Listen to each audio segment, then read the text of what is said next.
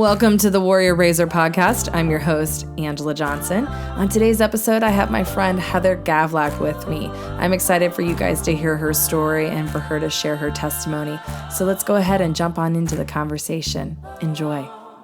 Good morning, warriors. Time to start your day. Keep your head up, marching on. Don't let nothing stand in your way. Don't let nobody tear you down. You got to proudly wear your crown. 'Cause you're a warrior, warrior. Well, Heather, I am so glad to have you with me on the podcast today. And what's really neat is that you and I met over text first. And we got to know each other, just our personalities through text. And we were involved on a writing project with church we wrote Advent series. And you were kind of the brains behind the layout of the imaging. And you're just amazing. So will you just give the viewers or the listeners just a little brief intro of yourself? Like, who is Heather Gavlak? Just, 30,000 foot view elevator speech and go. Yeah. So, I'm Heather Gavlak, and by day, I am an architect for PNC. I've been with them for almost 13 years. I took a brief retirement for 6 months during the pandemic to gather gifts and cakes from my coworkers, and then come out of retirement. And then I also have 3 children. 13, 9, and 5. And I also parent them by day because I work from home predominantly because my staff is out of Pittsburgh. So architect, mom, avid reader, all the things. You are an avid reader. What's that term? Yeah. What's the term for people that just consume tons of books all the time? I can't think of Nerd? it. No. I want to call Bookworm? Yes, I will look it up and I will post it in the comments, but you are that person. You are always consuming content and information. Yes. So let me just back up a little bit. And I know a lot of our listeners or viewers come from different backgrounds. And some of the women that we've had on the show recently have known the Lord and walked with the Lord for quite a while. Your story is a little different, and everyone's story is different. But when I first met you, one of the first things that we talked about was how you came to know Jesus. And will you give just a little overview of how your walk with the Lord has progressed from beginning to where you are now? Yeah. So in 2018, I had what probably most people would just say. I wouldn't go as far as to say a nervous breakdown, but I had complete just. I started having panic attacks. I started having and I didn't know what was happening. So, I'm a wife. I'm a mom. I'm a full-time employee. I manage staff. I had kids in sports, and so just doing all the things. And then in 2018, I started regressing, just having panic, excessive worry, not being able to function, and then not feeling comfortable enough to say anything. And so it turned into me turning that inward and going, something's wrong with me. I'm not good enough. I can't do this. My kids deserve better. My husband deserves better. And then that manifested into depression. And so I saw doctors. I saw psychologists, and I, they were all amazing, but nothing was really getting me over that hump. And so one day, a friend of mine invited me to church. And I mean, I didn't grow up super religious, but I was well, shoot, at this point, I'm willing to try anything. Right. When you feel that way, when you're I don't know if I want to go on, you're desperate, you're willing to try anything. And so I went to church, and it was just beyond. So, people say oh, they hear the voice of God, and I didn't know what it was at the time. I just know when I left there, I felt just a little bit better, a little bit better, and a little bit better, and a little bit. So then I started to hold on to that, right? So then it was I was reading everything I could find. I was watching every sermon I could find. I was going to church every Sunday. Anytime the pastor said to do something, I was doing it. And slowly but surely, and probably not slowly to a lot of people who struggle with depression and anxiety. To me, it to them, it would probably seem like I went like this, Skyrocket. Yeah. yeah, because I went from completely unable to function to, um, dare I say, joyful, dare I Right. say, lighter, freer, happier. And don't get me wrong, like the struggle doesn't go away. It's something that, and because you and I have talked about it before, like worry is something that I fight, and I will continue to fight until the time comes when Jesus says, "Okay, you're done with that." Yeah. Um, The enemy but gets our calling card. He knows those little buttons yes, to push on us. And when, he knows that worry or anxiety are your little go-to buttons or your default setting or human flesh setting. For me, there's yeah. other, rejection, whatever. So speaking of that, what do you do now to keep hmm yourself from going to that place? So for me, like you said, in the consuming of content, like I make sure I'm always in the presence of God. Like, Mm, so if it's reading my Bible, which I'm almost done with, I've almost read the whole thing. I've got like, I think 4 or 5 books left and I'm done. Um, but whether it's reading the Bible, whether it's reading books, listening to messages, I only listen to worship music. I started pasting like, words from people, words from books that really like help me. I started pasting them in my closet, and I'll go and yes. sit in there and just sit there. And I'll be like, okay, God, like I'm failing. Like here I am. I'm just gonna sit here. I'm just gonna sit And here. that has become medicine for you. And I know that That's right. we've talked on the podcast with other interviewees that it's not a one size fits all, but Right. there are certain things that people do that it's helpful, it's necessary, and to sit and to get in the word and to surround yourself the atmosphere where you are in the season of your life, that is hmm the best medicine for you. Well, and So I don't go anywhere without my Bible now. Like not even mm, in the car. Like I take it everywhere because I never know if there's going to be a moment, like you said, where the enemy's going to be like, and I've got to just be like, I just open it and I just start reading, and I read until it goes like this. because And the so, pain of what it was once before and you're not yeah. willing to go back to that. So what would you say to the mom that's listening or the woman that's listening right now that she is in the throes of that space where she can't get out of bed, or she's just happened upon this podcast and there's a divine purpose, but what would you say to her? What little bit of encouragement would you give her right now in this moment? I would say that I was in that place and I did not think it could get better, and it does.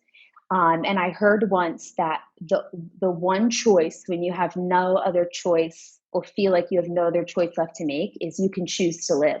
Like Mm, you can choose, even if it's just one step at a time, even if today all you do is take a shower, even if today yeah, all you do is read one scripture, even if today all you do is listen to one song, right? But you can make that one choice every morning that I got through 10 minutes, but I chose to live. yeah, And so for me, I think that was, I was listening, or I was reading in the Bible, and it's one of my favorite stories, that the man who laid by the, and I'm gonna mess it up because I'm good at this, but like he was laying by the pool of Bethesda. springs. Yes, yes. And Jesus said to him, "Do you want to get well?" And I said, and I read that and I heard that and I said, "I do. I Yeah. do want to get well." And it starts with you saying yes and making that choice, like even if it's just for 60 seconds in a day. Well, what's really interesting about that story too is when Jesus asked him, "Do you want to get well?" The man responded with an excuse. And Jesus did hmm not even acknowledge that excuse. And so I think that's the other part of getting better and making a choice. Like at some point, we can't make an excuse any longer. Like, do Right. you want to get up, jump in that spring, pick up your mat, whatever the story that there's and Jesus has a hmm ton of stories in the Bible that specifically relate to this because I think so many people need it. But Yeah. that it's a willful choice. So let me back up here and talk about the relationship that you had with your family and your children during that time, Yeah. and how have they noticed a transformation in you, and just speak to Yes. that a little bit. Yeah. So I did my best, and whether it was right or wrong, I don't know, to hide it from my kids. Yeah. I tried and I'm sure I failed, and I know I failed. I have a 13-year-old, and she'll tell you, if she were sitting here, she'd say she failed. We knew, and it was one of those things where when you feel a certain way, or maybe it was for me, when I felt a certain way, I tried harder to control, because I was trying to do anything to feel better. So I would try to control everything around me to make me feel better. And that started to manifest into me controlling what they could do, and what I permitted them to do, what we did as a family, because I was trying to insulate myself from social anxieties, from any sort of conflict, any sort of worry. And so I think that was like the tipping point as well, was them sort of saying, or my husband really pointing it out, like, this is now bleeding into to them. And he's like, and so now, what's funny is, they tell me, and it was a weird thing to hear. Grace is like, you're always so happy now. And she's like, and you always tell me to look for the good. And Wow. like, she'll like bring that up. And then Andy, my littlest, had to do a little sheet for Mother's Day, and she wrote, it's like, what does your mom love to do? And then she wrote, read her Bible. And Oh, I just was like so touched by that. And so I think that they definitely see a difference, whether it's yeah. in me being much more less controlling, and much more um teaching them, to be more loving and more open and more giving and more joyful, and to look for those things, because like you said, like, that's what I'm holding on to. I'm making a choice every single day. So this has really only been about a 2 year, well, 2 years, 3 years. Yeah, almost October will be 3 years. Yeah, It's like my transformation. anniversary of Christianity. October 2021. Let me get like a t-shirt made, 3 years strong. Jesus strong. There you go. Catch your cross I'm gonna instead of get your. like slash marks and cross them off. Well, and I want to pick up on something that you said about when you tried to hide it from your kids. Hmm. With hindsight vision now, do you think that you would have tried to do that as much now, knowing what they actually do Um, pick up and what they actually do see? Or do you think that there would have been any futility? And this is just me asking, because yeah, I've definitely experienced some clinical depression, or clinical places where I needed to be medicated for a season. So I get that. yeah, But I also get the fact that we don't want to share everything with our kids. And you're kind of in that mixed age range where you have some young ones and yeah. a preteen, really. Well, she's 13 now, right? 13, just Ugh, turned 13. yeah. So I mean, they do pick up. They do pick They up do. stuff, even if we don't have to say it. But what are your thoughts on sharing some of that at this point? So I would say that I had a very tough upbringing, in the sense of oversharing. So my parents were divorced very young, when I was very young, and Yeah. when they were very young, they got Yeah. pregnant with me at 19 and had me at 20. And so there was a lot of oversharing on their part, where I was a confidant for my mother, and I was someone that she told everything to, which damaged, and not intentionally, but damaged Right. my relationship with my father, and vice versa. When I was with him, he would do the same thing. And so I'm so sensitive to, Yeah, like, that's good. not ever doing that. However, I probably would have shared more with them, because I I I was listening to another podcast, because that's all I do.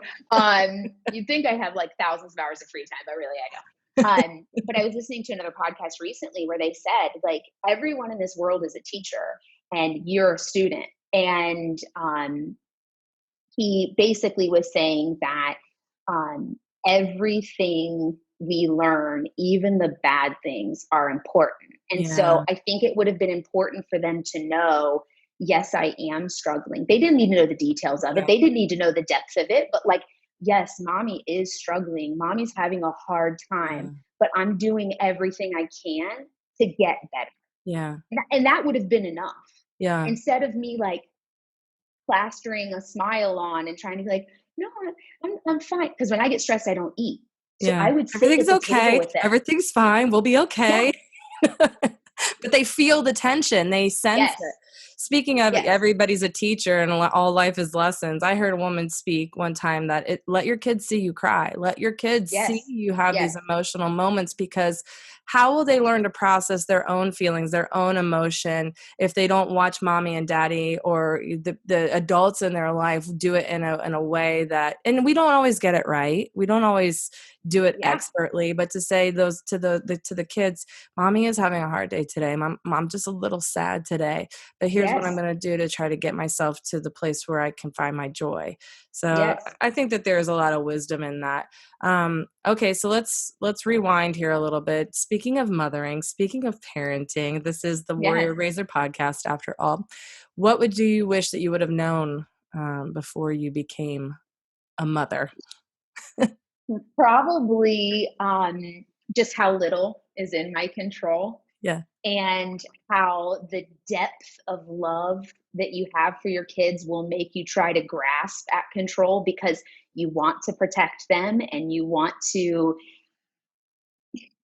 keep them safe and keep them happy, and you don't want them to ever have any pain or hardship or whatever. And I think I wish I would have known, like, listen, girl, ain't nothing in your control. Nothing. I mean, like, not even what you feed them is in your control. Like, those Right. jerks are just going to go get candy from the neighbors. Like, so it's for me, as someone who's like very like type A personality, like I have a task list and I get it done. And like, for me, it's like, it was all chaos all the time. And so it would have been nice to know, like, you better start working on your control issues now, Yeah. because they're going to rock your world when they Yeah. come. But also just the depth of how much you can love another human being is like, it'll wreck you. Yeah. It'll wreck you. I think that that's why we worry so much, because the depth of Yes, our human love. We're just like, okay, I love you so much. How can I protect you? that's And at right. the end of the day, the Lord's like, thank you for stewarding them, but remember they're mine. And I think that that's a good reminder for us for me, I know I constantly have to do that when they go off, or even when little things like they're riding their bike down the street. Yeah, I just have to put myself in their 9-year-old mindset. Like I used to do, run off all over the neighborhood, playing outside. I yeah. mean, granted, it was a different generation back then, but to know that they'll be okay. The Lord has them. He goes before them and everything, and just to constantly rest in that truth. Okay, so let's talk about your biggest struggle as a mother. What did you learn from it?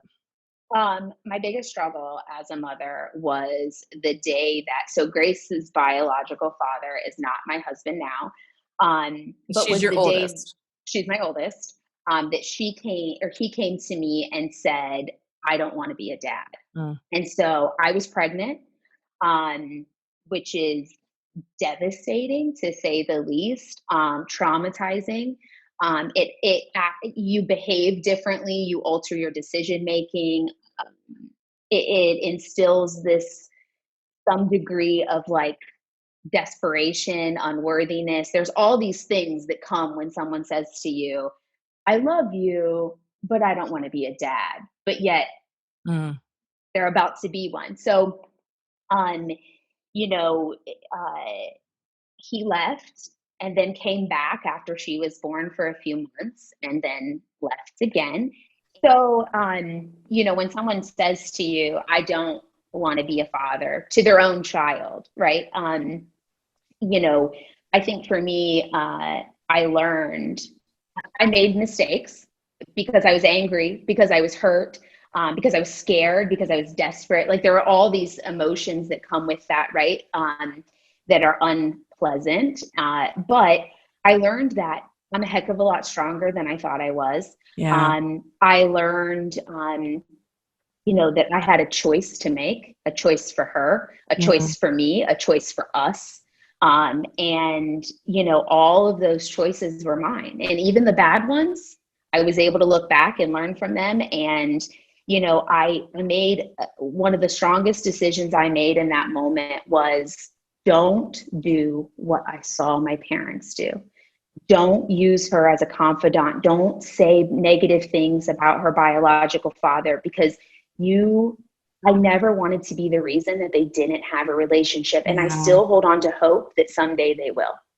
And so he does speak to her. He does periodically. He sees her about once a year. She doesn't call him dad, but that's okay. But I just keep saying, like, when she asks me questions, I just keep saying, he loves you. He's not a bad person. He wanted different things. And someday he's going to see that he missed out on loving you the way that I love you and being a part of your life the way that I'm a part of it. And you will have no regrets. And so, you know, that's the biggest, I think that was the biggest thing I learned is I don't have to make the same mistakes as my parents. And even if you make bad decisions, you can still turn it around. You can keep turning it around. So let me ask you this. For the single mom that's listening to you right now, what guidance or wisdom would you share with her about selecting a mate? Because now you're not just thinking about yourself, you're thinking about your child, who is your first priority. So what would you say? Yeah. So I would say that things can be better than you even imagined. And what I realized, and I was so devastated when he left, right? But what I realized is God was making room for more. Like there's that verse about like God can do more than you ever imagine or even ask for. And that's what he did with Bobby. Like, so my thing is like, don't ever stop holding out for more. Like, don't ever think that no one will love your child. Don't ever think that you're damaged goods or no one's going to want someone with children. Don't settle. Watch them with your kids, because there are people out there who will love you and love your child as if they're their own.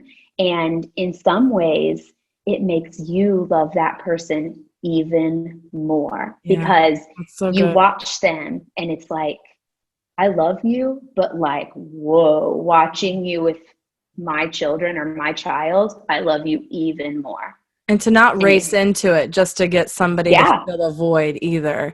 Like you're not going for a warm body father figure here. You want somebody that truly embodies the heart of the father.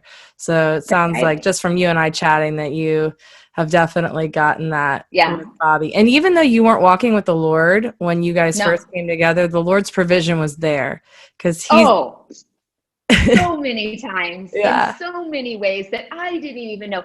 And my husband's not spiritual, and that's okay because he's a good man. And you know, I'd have a preference that he was, but you know, we'll get there. Bobby, if you're listening, Bobby, if you're listening, I have a preference here. But we were on a walk just probably about 6 months ago, probably a little more than 6 months ago. It was before it got cold and you know it was still warm.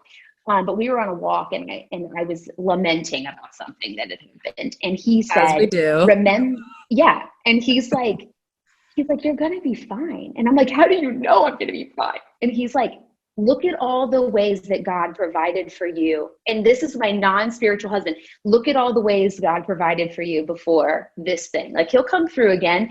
And he goes, look, he brought you me. Like he was like, you know, right. But it's so true. Like hold out, like he will bring you more if you just wait. And sometimes waiting sucks. It does. But it's worth it. Well, because I think we put a timetable on things. I remember when I was 25 and in a high school relationship, I had in my mind this picturesque, like I will be married and I will have kids by And we put human parameters around a God that is outside of time. And I think we have to constantly remind ourselves, like, he spoke the world into an existence with a single breath. And so, and although we say that on day one, God created the heaven, you know, so to us, a day is 24 hours, but we really don't know what a day is to the Lord. So I do have to tell myself that too, because I am very task goal oriented, check the box, to do, done, feel good about that. And there's nothing wrong with that, but to know that if you don't meet that mark, or if you don't meet that set parameter for yourself, it's okay, because the Lord is sovereign and he goes before us. He's in our tomorrows. Okay. So I want to say one more thing.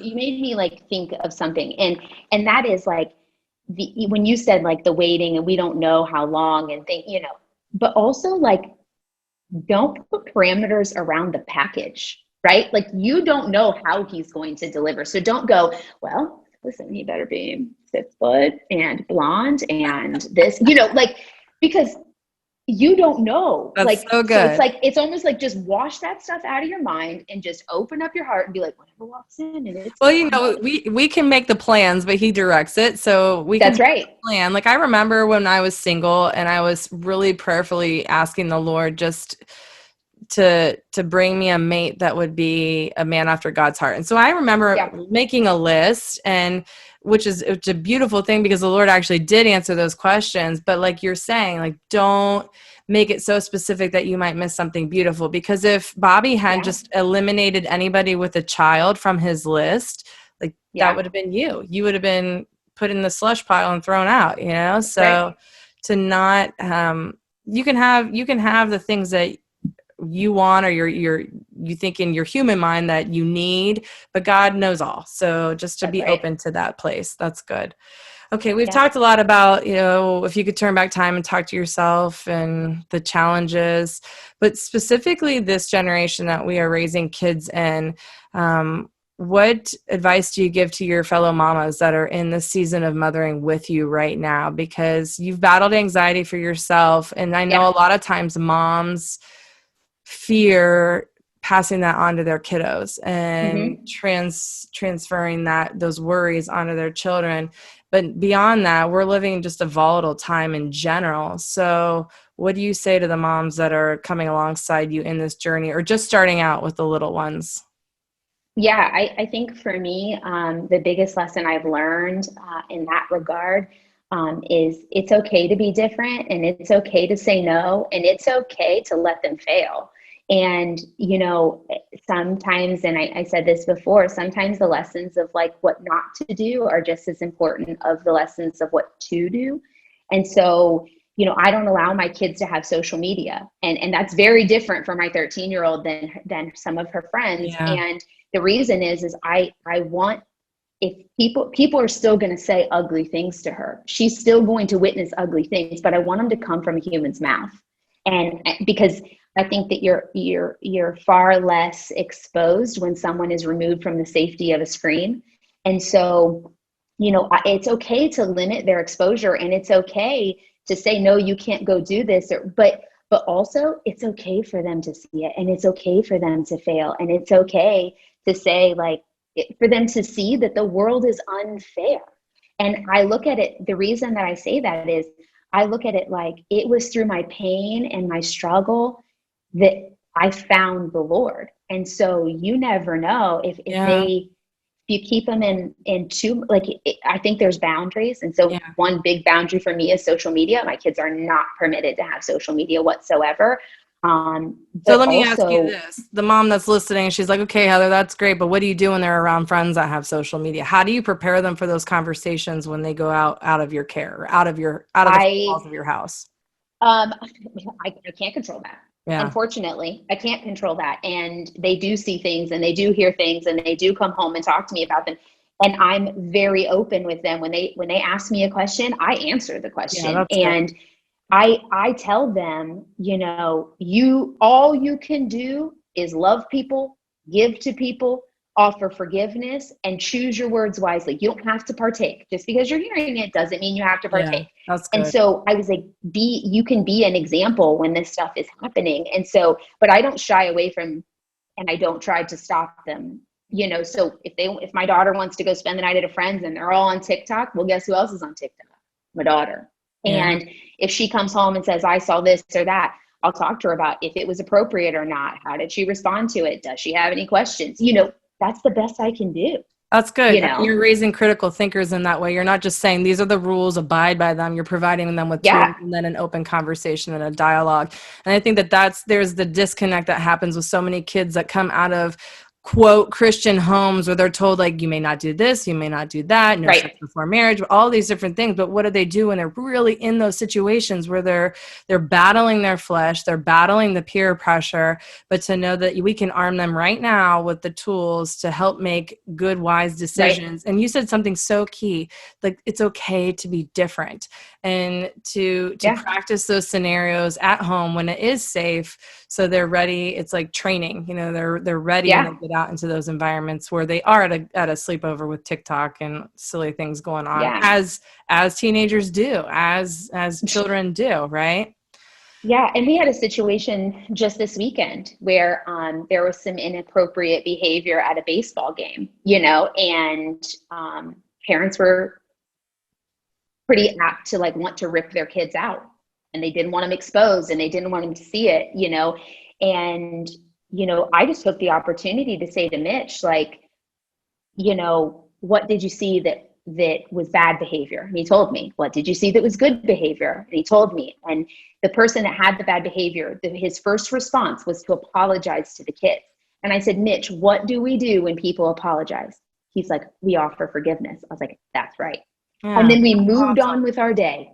But like, if I had ripped him out, he never would have been there for the apology. He only would have seen the negativity, And so I think to some degree you can't protect them from seeing it, but he knew that forgiveness is what you offer if a person asks for it, That's so And good. so, What a teachable moment. What a real right, opportunity to instill a value. And to right. your point, if you hadn't removed him too soon, he would have missed the whole picture. He would have missed the That's right.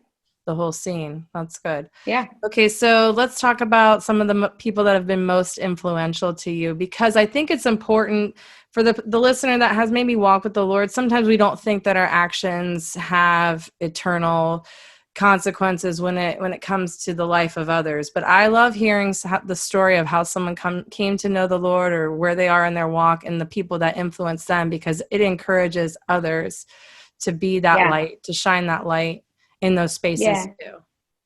So I'm going to fix this real quick because, falling out of my baby ears. So I have like these little tiny ridiculous ears.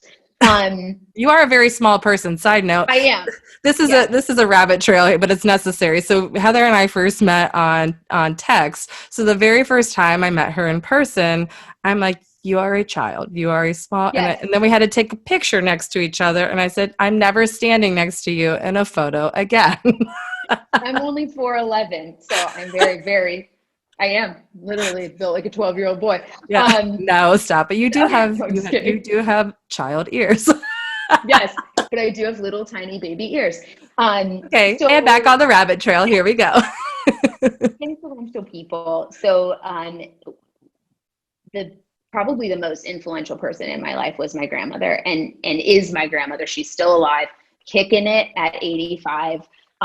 So I'm almost 40 and my grandma's still alive. Like, that's good. It's wild. So, but the reason for that is she had it rough. She was dealt, she is an amazing human being who raised 4 amazing kids. It did everything that you would think from a Christian perspective, from a mom, wife, everything right. And my aunt tragically passed away when I was 21, leaving behind 3 small children. And it was my grandmother's only daughter, and it wrecked our family. It sent a ripple that I thought would never heal. And this is a woman who continued to love, continued to give, continued to fight, went to church every single day, and still does to this day. And for me, watching her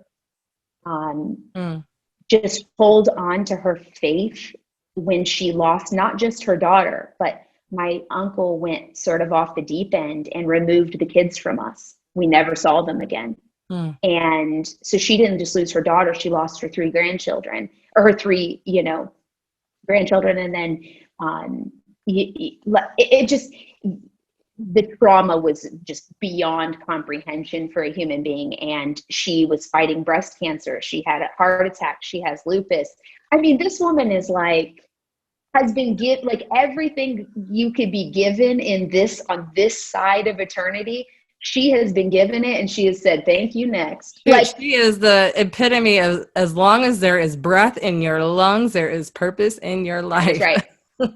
And she never stops being the same human being every day.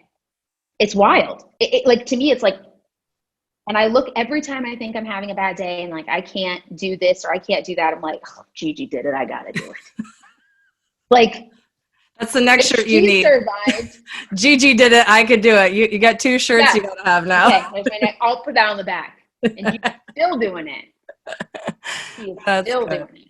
Well, and I think that she's a living legacy, and I think Yeah. I always give the interviewees questions, and I think that that's something that even just hearing that story, that's something that I would want to hear about me said, even before I pass away. Yeah. I want to hear that I was a good model or I was a good influence, and I'm sure that you now having that model Yeah. would echo that as well. So That's right. And it's funny, I didn't realize, you see someone and you think, oh, they have so much strength and they lived through so much. And then you go through something and you think, oh boy, they have even more strength than I thought. yeah, If I had this and they got through that, like it almost gave me like a deeper admiration for her. And then when I yeah. found the Lord, knowing what she was holding on to, it all made sense. I Right? was like, because I kept thinking, how does she do this? How does she do this? How do you survive losing a child, losing 3 grandchildren? How do you survive that? Now I know. Yeah. Because she was holding on to something that I didn't know she was holding on She to. had an But now I anchor know. called hope. Yeah, she had an That's right. anchor in the Lord. That's so good. Mm-hmm. Okay, so kind of coming to an end here. You mentioned at the beginning of the show that you are full-time working, full-time mom, full-time Yeah. wife, all the full-time things. So how Yep. do you make time for Heather to pursue the God dreams that he's placed within you? How do you pursue those? So I started a long time ago getting up super early. So I get up very, very early in the morning when the house is quiet, and I spend well, depending on how big of a jerk Mitch wants to be in the morning, I spend anywhere from 1 to 2 hours alone, reading, listening. Just sort of like the silence of just me and the Lord and whatever He puts in front of me that day. So that's something for me. And I think when I first became a Christian, you hear a lot about your calling and what's your calling, what's your purpose, what's your this. And I thought about it and thought about it and thought about it and probably overthought about it. And I arrived at like, well, I don't have one. And that's pretty lame. And then all of a sudden, one day it hit me and God told me, He's like, you don't have a purpose? Like, you're a good mom and you're a good wife and you're a good friend and you love people well. That is your purpose. And like, I sort of let go of, not everybody's going to have some big platform and not everybody's going to write 10 books and not everybody's going to like do these, what the world would consider grand things. But I am doing grand things for everybody I come into contact with. And Yeah. so I went, do have a purpose. And you know what? It's cool. Like, it's good. And so it's like I let go of like It is good. the I have big thing. I have been on the receiving end of those early morning texts because I will attest to the fact that Heather does get up and does study I do. early.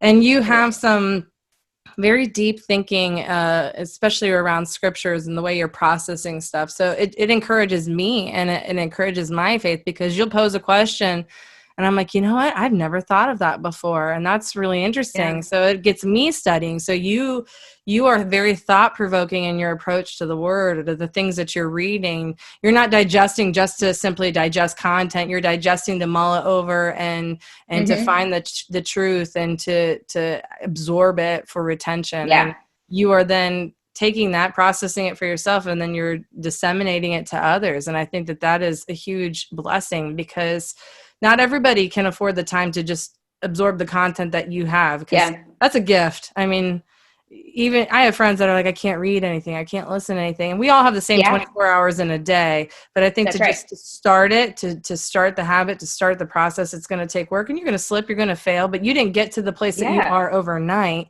So No. your calling, part of that is to be an encourager to others. And I've been on the receiving end of that encouragement. So thank you. Good. Yeah. And that's just it. Like, if you carve out even just a few minutes, you'd be surprised. Like, whether it's in the morning or the night or the afternoon, whatever, like in your car, like Yeah. I've been constantly, and I started, it's probably Jess, but somebody told me, make sure that before you do anything, like you close your eyes and say, like, let me receive what you have for me. Like, don't just open the Bible and just start reading. Like, I always go, okay, whatever you want me to see from this today, just let me have it, Yeah, that's And practical. so, Yeah.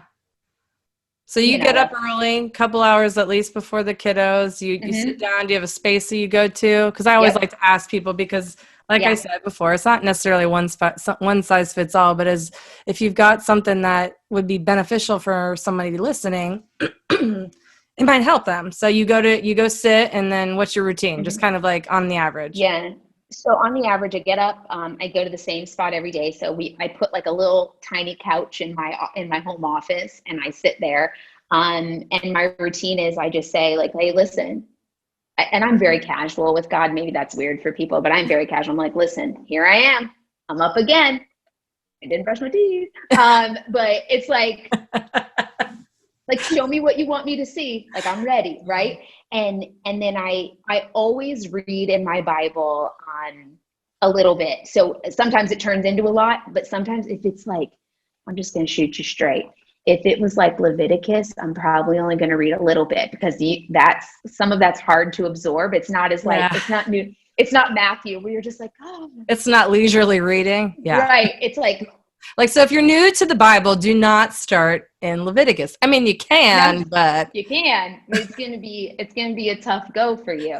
Um, it's like but a dump usually truck. I always read in my Bible a little bit. Sometimes it turns into a lot. If it's just a little bit, I have a stack of books that are always there and like ready for me to grab and read. And then I learned from you actually when you bought me my very first journal on a bad day. She just randomly dropped off a journal at my house, which was awesome. Like write down what you're thinking or what you're learning, or even like what you're struggling with, or even something positive, because sometimes like I'll be writing and like more will come out. So that's typically the routine is I read some of the Bible, sometimes I grab something else, and then I finish it with like whatever I got. Sometimes it's this big, sometimes it's this big, sometimes I'm like, I am writing a book to get like That's so funny that you mentioned the journal because today, right before our interview, well, this morning in my quiet time, I finished a journal. And there's something just so amazing about getting, I always use those spiral bound ones yeah. because I like to flip it over so I'm not dealing with the binding. But to flip all the way back to, I don't know how many pages are on it, probably 300 because it gets Yeah. me through a year. Now I don't write a page every day like you're saying, but to look at this Yeah. date a year from today, looking at it in the back of my journal, it was amazing because then I'm like, Lord, look what I was praying for then, how you answered that prayer and how you brought Yep. me through it.